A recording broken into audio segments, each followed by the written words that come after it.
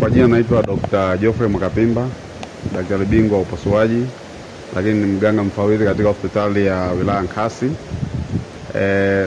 Natoa wito kwa ajili ya wananchi wa wilaya Nkasi.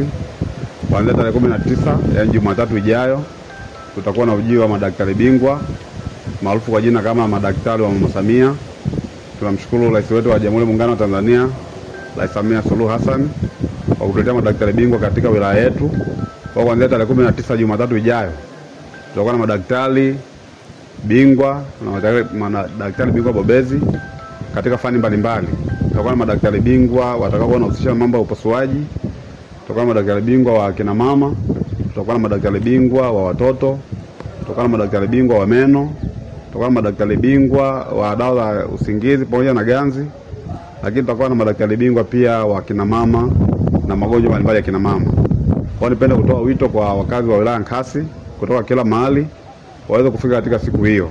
Kuanzia siku ya Jumatatu asubuhi mpaka siku ya Ijumaa. Itakuwa ni siku 6 kwa ajili ya hizo kazi. Kwa hiyo tunakaribisha wote bila kukosa muweze kufika. Kama una ndugu au jamaa ambaye ana changamoto ambayo inahitaji kumwona daktari bingwa, basi tunakaribisha wote. Gharama zitakuwa ni nafuu. Kumwona daktari itakuwa ni shilingi 10,000, lakini mgonjwa atapimwa na kupatiwa matibabu kwa gharama rahisi ambazo kila mtu ataweza kuzimudu na matatizo mengi ya watu yataweza kutatuliwa. Tunakaribisha sana, karibuni sana, asanteni.